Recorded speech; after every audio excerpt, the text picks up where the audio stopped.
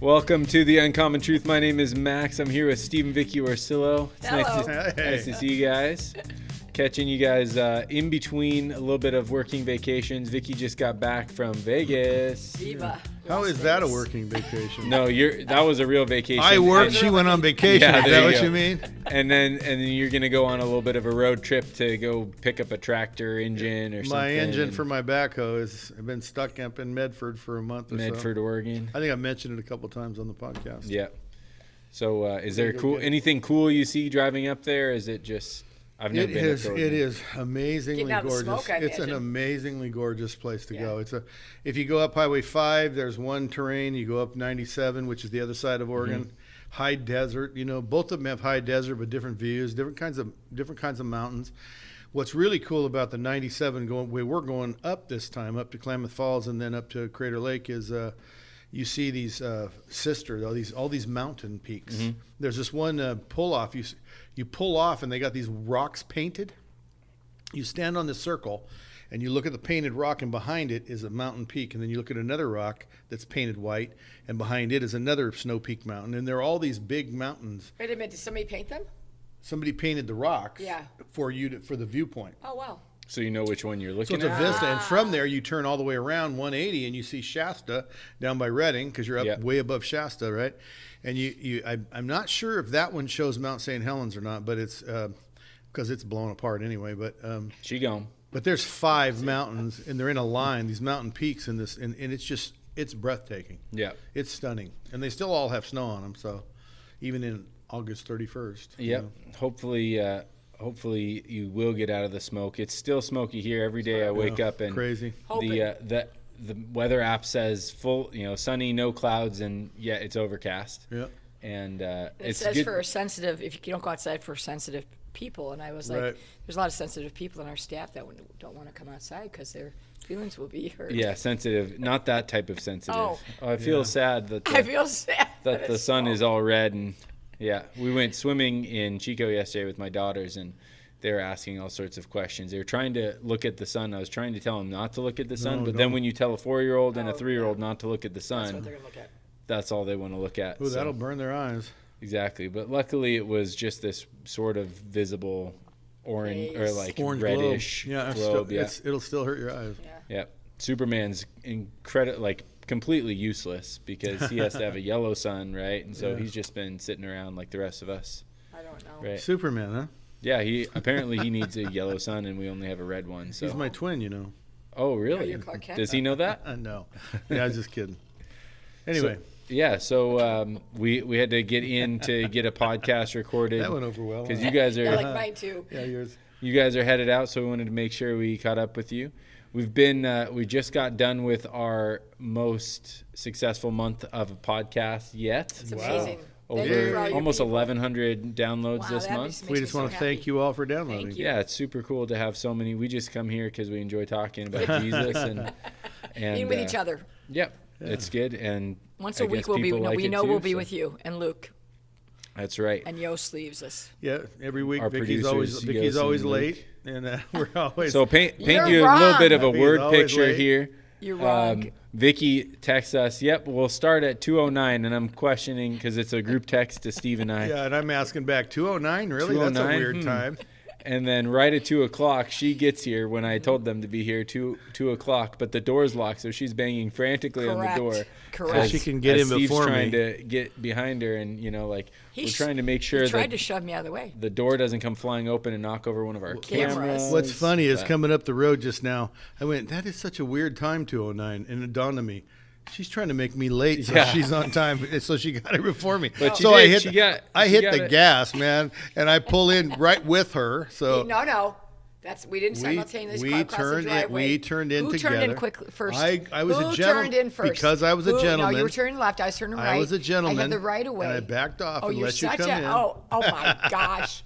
I did. Oh, Vicky's my still gosh. not But over. here's the other thing, Max. What?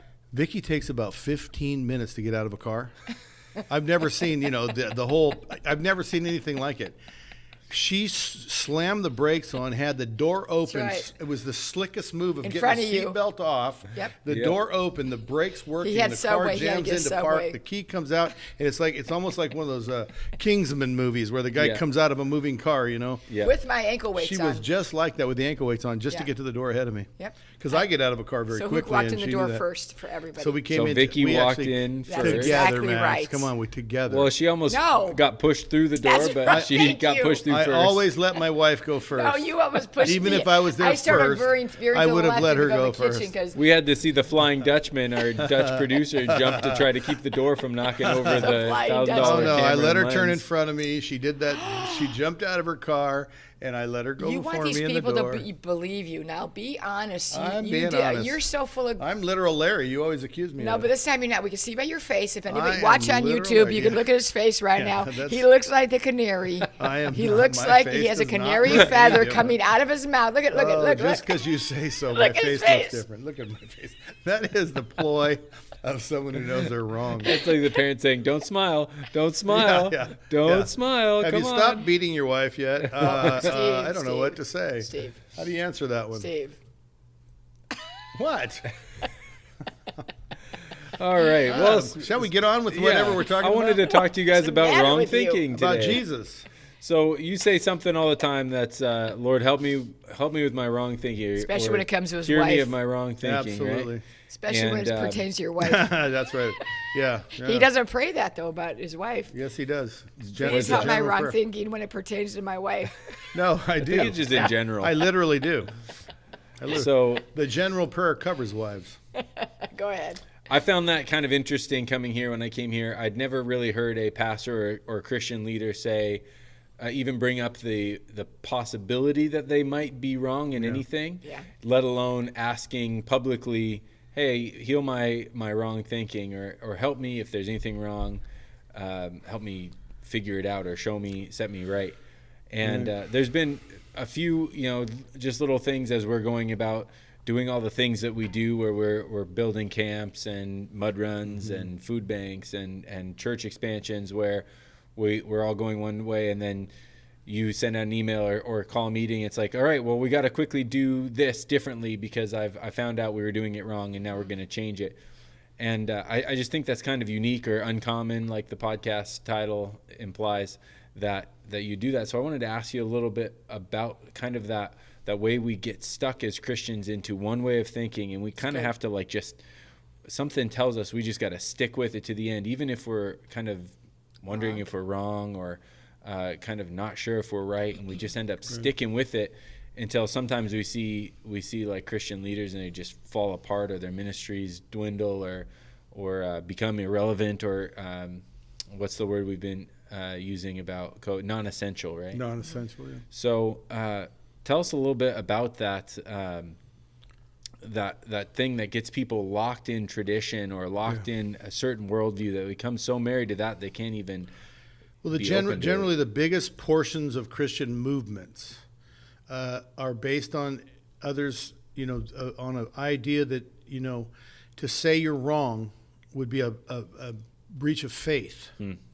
And so a breach of faith allows all the horrors of the world in. So they're afraid to say, I might be wrong. Even though we all read the Bible when we're young, I always knew something was wrong, because how could I read and then say in my head, oh, we don't do that, or that's not how we live now. I wonder how that fits what we believe. And I would always be questioning when I'd read it, and then you just kind of got to move on. You got to move to the next verse, and then keep going until you find one that does agree with you.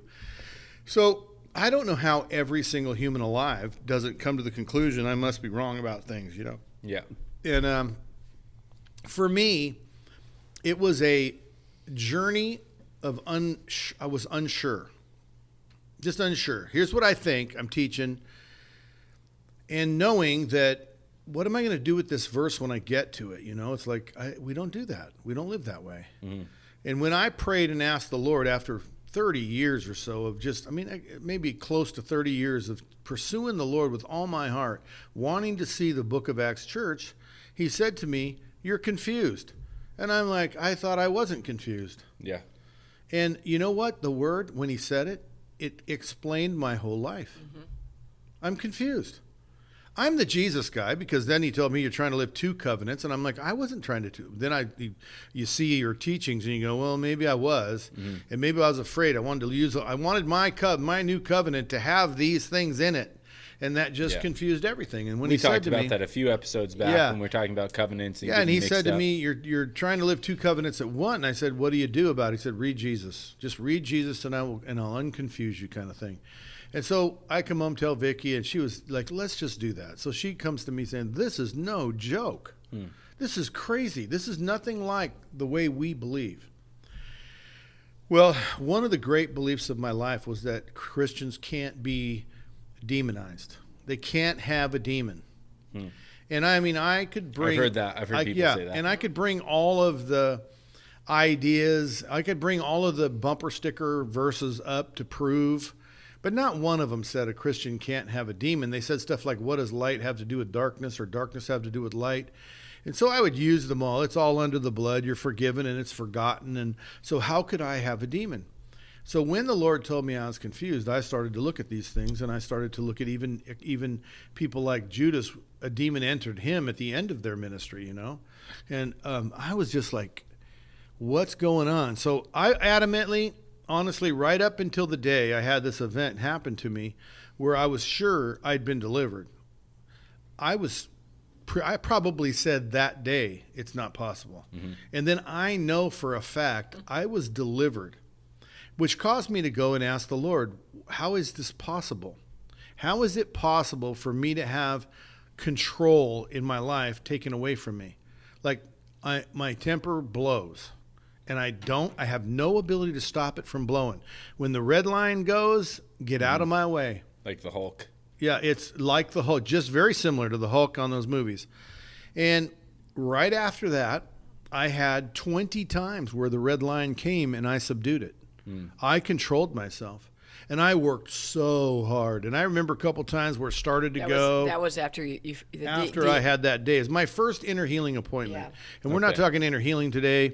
And I wasn't sure I believed in inner healing, but in that 5-minute, like really brief encounter, I got inner healed and I got delivered, and something came out of me. Yeah. And suddenly I had the ability to overcome my temper. And I have to tell you, in all the years since, I have lost my temper so seldom. One time when my daughter was being attacked and blamed, I lost it. And I went home and told Vicki, this is the way I used to be all the time. And I lost my temper today, and I went and repented, even though I was 100% right in everything I said and did. And all my righteous anger was righteous anger, but I had no right to lose my temper and attack the people in front of me, and verbally, not physically. Yeah. But so I completely changed my philosophy, but still didn't know the answers. And I went to the Lord and said, how could I possibly be wrong about this? What right could the enemy have to control me? And he said, the enemy has a right when you don't forgive and you judge. And I go, judge? You mean say something's wrong? And really, he took me and taught me that judgment is when you determine the final outcome for somebody. When you say, that guy's going to hell, man, and he deserves it. I hope he doesn't get saved. You determine their final outcome. You say, you're going to hell. You have judged them. You say, God's going to judge you. You have judged them.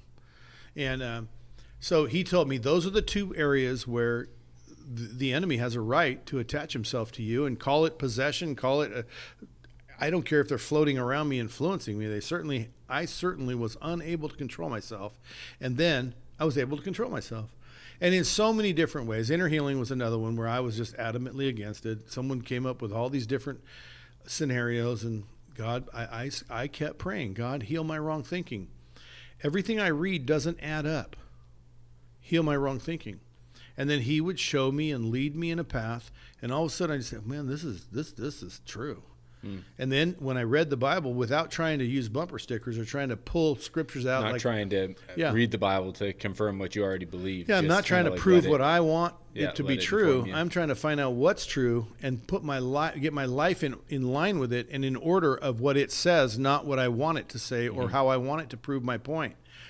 So we started reading in context, especially the letters the epistles, those are the one everybody just whips around and throws around to meet their own standards.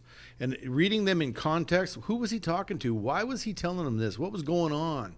What was he trying to correct? What was he trying to prove? What was he trying to say?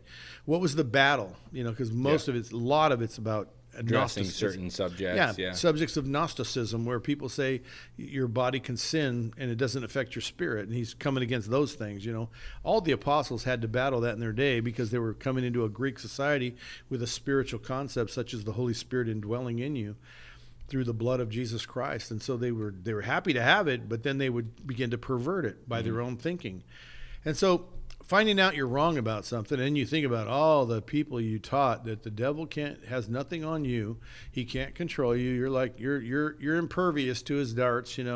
Even though Paul said we do these things to make sure we don't get hit by the darts. Yeah. Why are we making sure if it's not even possible? And there's so many things that now when you read it after you've changed your philosophy and you say I just want what's true, all of a sudden you read it like that. You go, darts? Well, I thought I didn't get darts. Yeah. Well, only if you have the shield up. Oh, so it is possible darts can hit me. It is possible the enemy can influence me. It is possible to be out of control as a Christian filled with the Holy Spirit. I can grieve the Holy Spirit by being enticed in a different direction. So now, I don't know any prayer more powerful or more important for every leader who lets anyone follow him. See, when I let you follow me, I took responsibility for you. I'm like, if I teach you wrong, I took responsibility, and now you're wrong because of me. And so every leader should be praying. Every leader should be seeking the Lord and really passionate about wanting to know, can you heal my wrong thinking and teach me your ways so that I lead people in righteousness, not in a ditch? Mm-hmm. Can you help me, Lord? And I think I probably had quite a few more than that, but those are the most powerful examples I know of where I just was adamantly right. There was nothing wrong with what I believe, and you're not going to convince me, and talk to the hand, and that whole negative. And when God told me you're confused, I said, oh. He was so shocked by that. I was honestly, so shocked. I'm the one guy I know that's not confused. And the thing is, like, you look at Jesus' times, and who did he go after? The people who were so dogmatic, religious people. And the question begs for us to look at our lives and the things that we believe in, and we're so locked in because we've done it this way for all these years. We came out of Toronto Blessing, and sometimes it feels like they just want to stay right where they were, some people, and not go forward. Mm-hmm. And I believe it's a question that every leader needs to ask. Like Steve said, it's like, heal my wrong thinking, and if I, don't let me hurt the people I'm leading. And this goes not only for leaders, but parents and teachers and every person who has anybody following them. We should not be so stuck in the concrete of what we believed 25 years ago, but allowing the Holy Spirit, because his mercies are new every morning. He's continually bringing us further up and farther in, and we need to be able to be corrected. Mm-hmm. Yeah. He's a father. What does a father do? He corrects. And so I've appreciated the journey we've been on. We've always loved Jesus, but we were confused, and when we started reading Jesus, I feel like we're not as confused as we were, though. However, Steve will all of a sudden, write something and said, hey, I got to apologize because I should have done this and should have done that. But usually that is usually when it's topics of the day, the morals of today, the COVID regulations, mm-hmm. open, don't open, close, we're essential, we're not essential, but the truth is that that's what Jesus went after. The unbelief being of so sure that you're already right. Yeah, those guys. Paul thought he was so right. Paul thought he was doing exactly what he was supposed to be doing. He was a Jew of Jews. Mm-hmm. He really was, and man, he just got blinded by the light. I mean, Jesus just smacked him. And I give Jesus permission to smack us if we're going the wrong way, if we're doing the wrong thing. Preferably smack Steve, and then I'll get the well, we are one. When he hits me, he hits you. No, you smack him, and then Steve comes home and tells me. I'm like, well, yeah, I always knew that. Yeah, I always knew that. I always knew you were wrong. I agree with Jesus. So one of your books, I told you so. I read. I got your books when I came here for the wedding that I visited, and you guys don't know, listeners don't know my story of how I came to be in California here, my family and I. You can go back to one of our first podcasts and listen. But when I went home, I took your 3 books with me, and I was reading one of them before I decided to move down here. And there's a story about where you're reading, or you're talking about the man in Mark chapter 8, the man that Jesus tried to heal, and it took a couple tries, right? Shocking. The blind man, right? Shocking. And it's for what I can remember, the only time that healing doesn't happen right away. Right.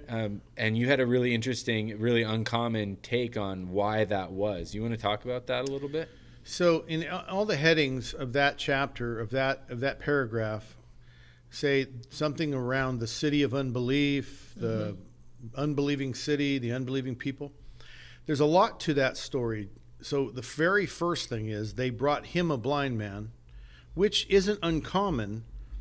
Like the guy lowered through the roof they brought him. In several cases, they brought him somebody. Just people who and so had somebody need healed. Yeah, the terminology of they brought him doesn't necessarily mean that he didn't believe, but it is important that he wasn't the one crying out like the other blind man, blind Bartimaeus, crying out, Son of David, don't pass me by. Yeah. Just because he heard, and the lady reaching and touching his garment, if I only, it's not a person needing healing, seeking him for healing. It's other people. And I think most commentators believe that they were looking for a sign and a wonder. They show us a sign. Here's a blind guy. And he grabs the guy's hand and leads him out of the city, leads him away from the Bethsaida? people. Yeah, and the city's name was Bethsaida, and it is cursed in the teachings of Jesus. He says, woe to you, Bethsaida. If the miracles done in you, if the wonders done in you had been done in Sodom and Gomorrah, they would be rejoicing in heaven now. They would be celebrating. Yeah, and Sodom have and repented Gomorrah long ago. known for their sin and debauchery. So Bethsaida must have been a real unbelieving city and be operating probably in many ways that violate God's call to the Jewish people. Because when Jesus arrives, they just want a miracle. They just want to see a sign and a wonder, Yeah. And so he takes the guy out of the city, away from them, and demonstrates really clearly that even Jesus won't operate in unbelief. And so he prays, he takes, and he does something very odd for him. He didn't do things like this very often, but he makes mud from spit and rubs it in the guy's eye. Basically, he spit in his eye. And I'd be offended straight out the gate if somebody spit in my But eye. you're blind, so you don't know. Yeah. Well, I would feel something. I'd hear somebody hawking a loogie. But that's how he's going to heal him. And the guy says, and Aloe Jesus vera. has to ask him. You would think the guy would say, hey, I could it's see. happening. He would have some kind of response to this, but he says, I can see men walking like trees. Which begs the question, How does he know what trees look how like? does he know what a tree looks like? Yeah, but That I don't think that's apropos to the story. But though. it's kind of that's where mine go. I know it's I know. Because I'm there. He doesn't know what a tree is. Go ahead, proceed. Okay.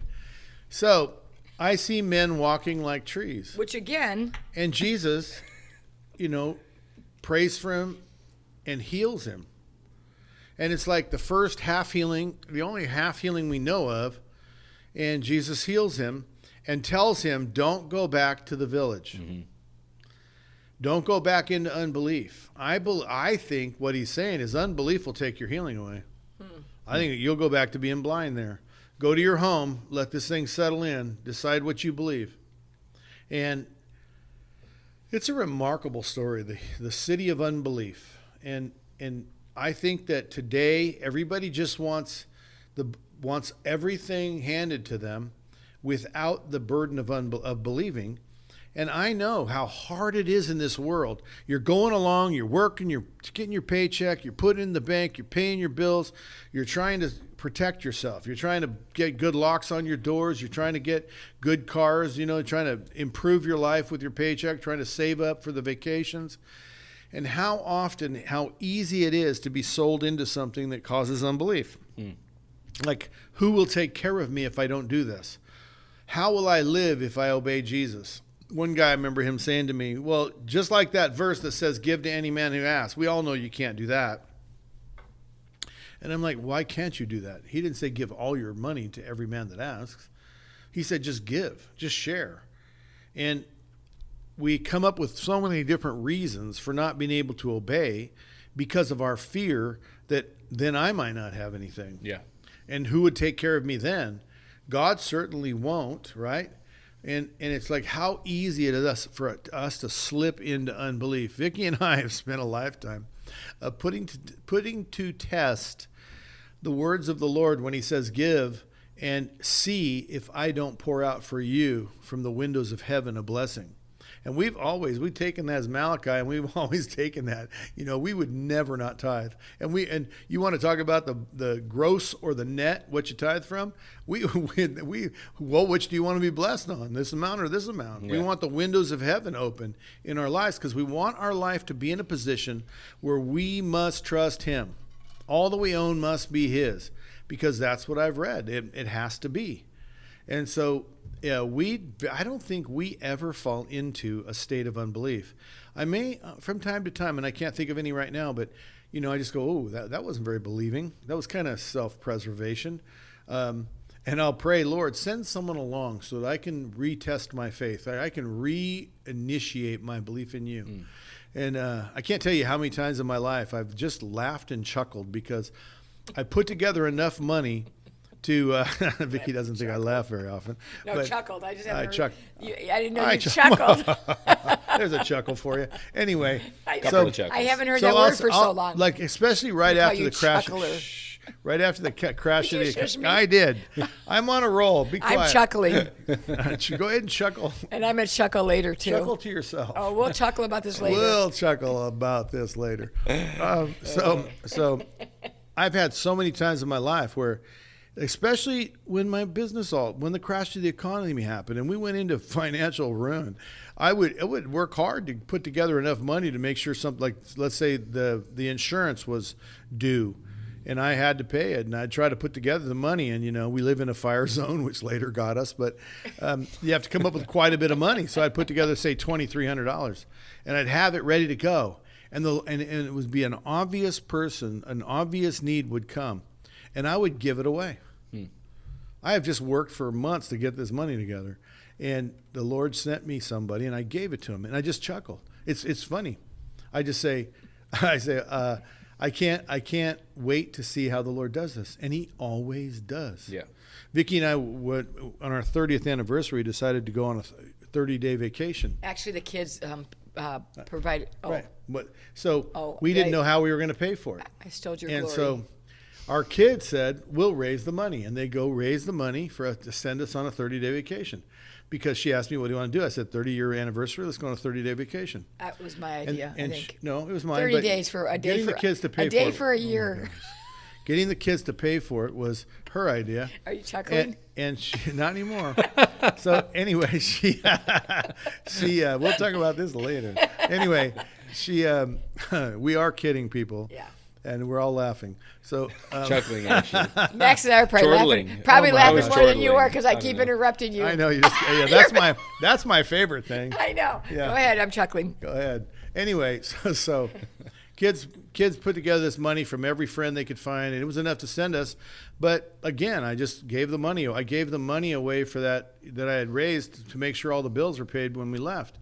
And a friend says, you have money, don't you, to go on this vacation? And I said, no, I don't have a dime. We're going on this cruise ship, and no, I don't have anything. But then again, you don't need any money on a cruise ship. Yeah.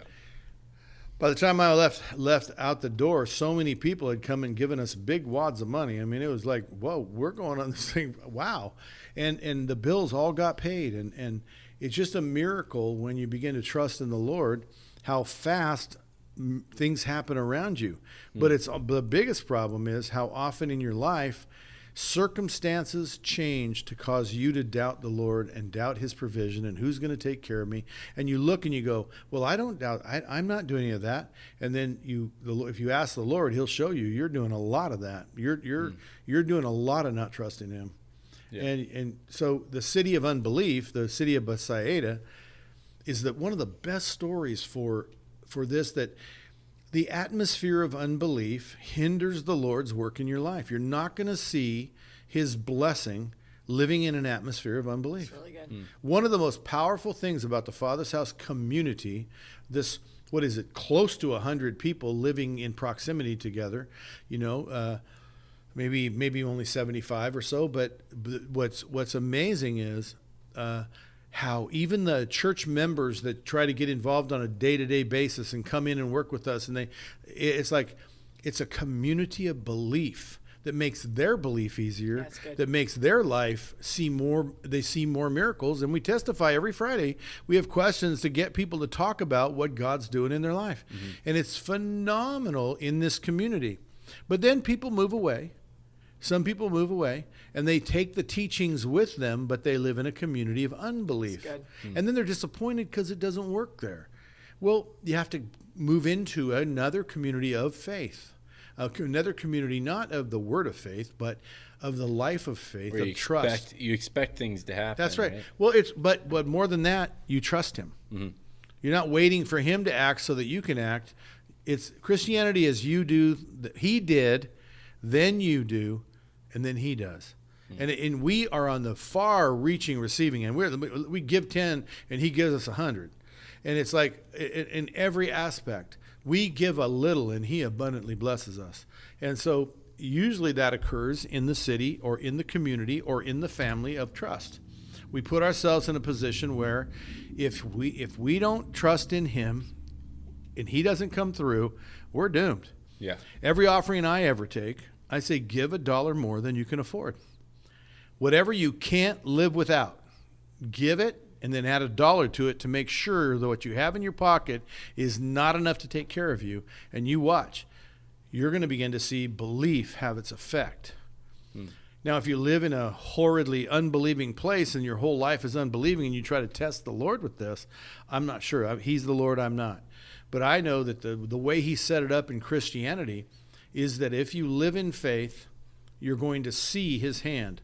He's not Aladdin in a lamp. He is not your servant. He is not your butler. You don't tell him what to do. You simply live according to his statutes and watch his hand move in your life. And this cloud of blessing, the mercy and goodness that follows you all the days of your life, you just see the blessing of God and you look back and go, wow. We had some hardships in this season, but wow, can you believe how much the Lord has been with us? How he has taken care of us? How good we're doing and how well off we are in terms of our emotional state. And so that's really, I think everyone's looking at healings, blind guys, cancer. We've been through all that. We've failed miserably at it, and we've succeeded phenomenally at continuing in our joy and our peace and our goodness and our kindness and our generosity. We didn't say because our granddaughter died, we're going to hoard our money now. Or we're going to pull back from our faith. We're going to quit giving. We're going to regroup. We're going to, circle the wagons. No, heck no, man. We uncircled the wagons. We said, now's the time to charge, because in a loss like this, our faith, having stood by and loved the Lord through this, our faith is so empowered. Let's go. Now, I wanted to ask you, so this culture of unbelief, or this idea of unbelief, can it have kind of like degrees where it's not just black or white, where it's kind of like, yeah, well, I'll believe for some things, or I'll kind of take care of myself and others?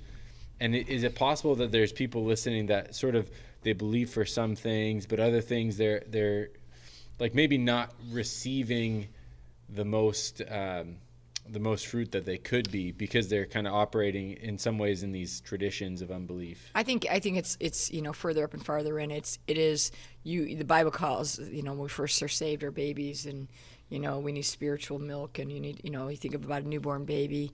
But as you walk and you continue to grow and get stronger, I think as you read the words of Jesus, there's places that have more faith. I have so much faith for provision. When I first started, I couldn't believe for $6. That was so important to me. I couldn't do it. Now I've seen his hand for 41 years, and I can believe for in respect to money and provision. I can believe for everything. And as I've seen what the Lord has done at the Father's house, how we just do things and he provides, I really have a lot of faith for that. However, I don't have as much faith for believing for spiritual, physical healings. Right. I have incredible faith to believe in spiritual healings. So absolutely, there's different levels of belief through all of us, and it's just walking it out, and walking out your salvation with fear and trembling. I have, like I said, it's I think most of us. I talked to Steve the other day. It's like worldwide when it comes to physical healing, I don't think the church really gets it. That's just a generalization. I don't know how many incredible healings that people would say, yeah, that was their leg was amputated, now it's grown, or the cancer was there. It's it's every doctor knows that and it's gone. There's very few. There has been some. So I can believe for all these other things, but I have a very difficult time praying for you when you have a headache. Sometimes I have a spirit of, I just have a belief, and I have a faith, and I know that you're healed. And that's it. That's happened to me quite a few times where I just know that I know that when I laid my hands on someone, they were healed. Yeah, I think there's all different aspects of belief and unbelief in the City of Unbelief. And I thought it was fascinating as we read the scripture, or we talked about the scripture, that there was an action involved in faith when Jesus walked him out of the city. I thought that was very interesting, that there's a verbiage going on where we have to do some things. Yeah. Sometimes we sit and just want Jesus to just do things for us. But I believe probably wholeheartedly that it's always about doing something. I think Steve said he did for us, and now we do, and then he does. And that's what we've seen throughout my 41 years, and really significantly in the last 21 years at the Father's house, is that it's all about us doing. But to answer your questions, absolutely, there can be different levels of faith. And as you get farther down the road, your faith should grow. Just like you grow in spiritual stuff and knowing what the Bible says, you should be growing in faith in different areas. And so I think that's a great question. My thought in this, so I came from feeling pretty successful Christian. Yeah. Because I ran my own organization and did a lot of cool stuff. I'd see a lot of kids' lives change. You were doing it in degrees, right? Yeah.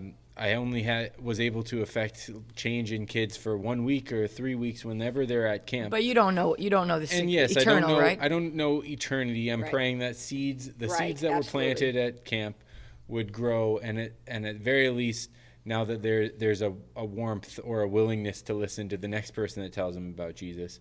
But I'd often see kids that would come back and their lives, they had taken 2 steps forward and 1.5 steps back, kind of. And what I was thinking about my own life and the life of a lot of the people that kind of did that sort of ministry with me, I would think, we're doing pretty well on certain things. But we're maybe at like 60% or 70% or 50% of believing, or we're in some ways we're pretty close to the Book of Acts in this way, but the Book of Acts church. But in a lot of ways, it's like we've just settled for like 50%, like, or at least I'm not in my old life, or I'm not like this person's life who doesn't know Jesus at all. But we settle for that 50%. And we don't press in towards 100%. And I think that's one of the things that the Lord has blessed my personality with, is if I see the further up and farther in, I have a really hard time just staying farther down and further out, I guess. Staying where you are. Right. Yeah. And sometimes I get mad at myself for that. It's like, oh man, I could just be comfortable still, being my own boss and running the summer camp. But at the same time, I've seen that closer to 100%, and I kind of want it, right? So what would you say to people who are like I was, kind of thinking, well, there's got to be something more, but not exactly sure how to get there? So there's always something more, and there is no place where you've arrived. Never. Right.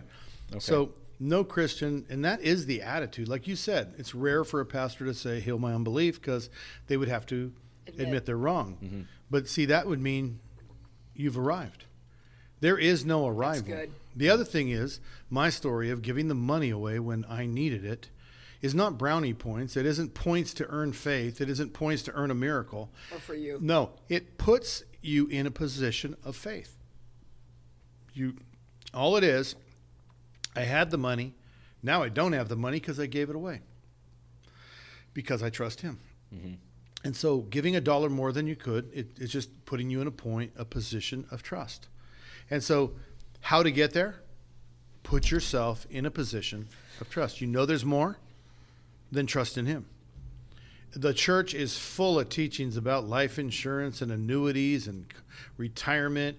And the church itself knows that the American universities are teaching anti-God. There is no God.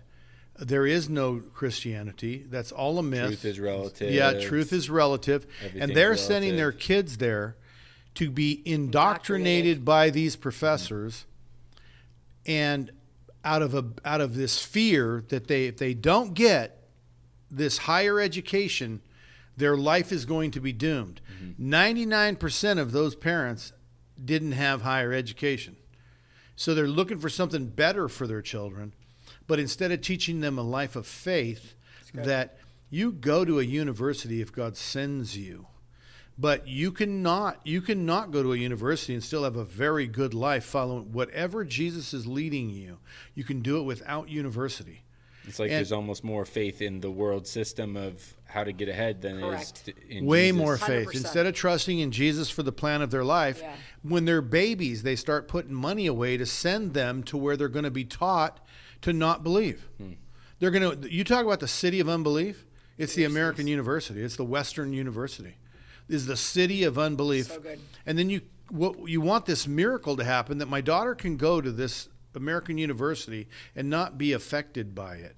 Well, then you better have given her 18 years of real Christianity, showing her true trust in the Lord and faith. We know, me and Vicki know, we did that. And when our daughter went to university, it was not to set her up for life. It was to allow her to play a game. She went on a basketball scholarship. And we supported that 100%, but said life is not basketball. There's more to life than basketball. The only thing that matters is not whether you're a star at this university or be All-American or anything. What's important here is that you become a daughter to the Lord Jesus Christ, that you become his servant and not fall into the unbelief. And she'll testify. I mean, if she ever's on, she'll testify to the struggle she went through. She was there 5 years because of her redshirt season, got a master's, and that master's hasn't made her $1. Nor did we ever care or want it to make her $1. We wanted her to get educated to use in the ministry.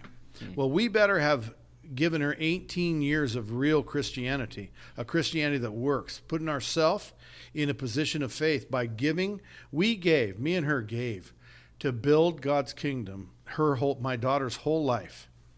That's what she saw. And she came out of the American University and reconnected with her faith. She struggled. But when she came out, she chose faith in Jesus Christ. She made it. She came home a believer. And I'm seeing an epidemic of Christian families who start paying for their kids' college fund when they're little because they can't trust in the Lord for a plan for their child's life. I trust in the Lord for my children's lives. Call them to college. Let's hope I lived a life that would keep them safe in college. Let's hope they have an understanding of my beliefs and parenting and what I've instilled in them to make it through where the devil shines and where the City of Unbelief is in the university. But that's the thing, is parents are just blindly trusting in education more than the Bible, more than Jesus. It's just one of those unquestioned ideas. Right, well, unquestioned. It's passed on, right? That's right, passed on. But this is the first generation like this. I mean, there's not just, I don't know what you call a generation, but I'd say anyone under 50 has been raised in this idea that everybody has to go to college. I wasn't. Or you're a failure. I wasn't. Yeah. Or your life's going to be miserable. 90% of the guys in my high school went to work in construction right after high school. And they're all very well off. We had a very good life. I could be well off, but I didn't. I built the church. You are well off. It's just I'm it's really just well off well in faith. taken care of. I'm well taken care of. But that's really the thing that I have to tell them. If you know something's there, you know there's more, don't trust in the world system like college or get a good job or make sure you're paid or make sure you have benefits, health care and all that stuff. See, we've got kids trusting in health care. We've got kids panicked. Kids come to my church panicked if they don't have health care. They come from other countries that have social medicine. They are panicked. Their parents call every day panicked because they're here without health care. And they're Christian families. And you can't go unless you have travel insurance. They're so panicked that a 20-year-old needs a doctor. In my 20s, I don't think I went to a doctor. Yeah, there was a 6-year span I didn't go Yeah. to anything. I mean, Yeah. I don't think I'm way more than 6-year span for me. I didn't go Yeah. to a doctor from the time I left my parents' house and got off their insurance. I probably didn't go to a doctor I don't even remember going to a doctor in I Spokane. still haven't. Vicki never goes to a doctor. And I'm telling these young people all the time, what do you need health care? Are you planning to be sick? Are you expecting God not to take care of your health? I mean, and you're trusting in insurance instead of God? And then there's the life insurance, and then there's the annuities and the retirements and the savings accounts. You have savings accounts? You know, are they paying you? You have benefits? And it's like, what is your compensation for serving the Lord? My compensation is I get to know him. My life every day, however many days I get in this world, I get to know him. And I look around me out there in the world, and a lot of people don't get to know him. And I want them to know him, and he wants them to know him. But what's important in the world? Seek the Lord. Seek first the kingdom of heaven, and all these things will be added unto you. That's right. Seek first the kingdom of heaven and his righteousness. So you know there's more and you don't know how to do it? Seek his righteousness. Be willing to give up on the world's ideas of what is going to make you successful and take care of you in your old age. That's so good. It is not going to be your savings account, your college education, your medical insurance. None of those things are going to take care of you. Family. Your mask is not going to protect you from COVID. You are not living in this world subject to this world stuff if you trust in the Lord and in the strength of his might. All things work together for those who love him and are called according to his purpose. Okay, so you're one of the people Max was talking about that knows there's more but don't know how to get there? Come listen to these podcasts. Listen to my sermons on Sunday on YouTube. Listen to the Father's House. Read the books. We'll tell you how to get there. And I'm going to tell you how to get there. Give your way out of every situation. And I'm not talking about money only. Give. Give your time. Volunteer. Serve. But don't do it to check a box or to get a brownie point.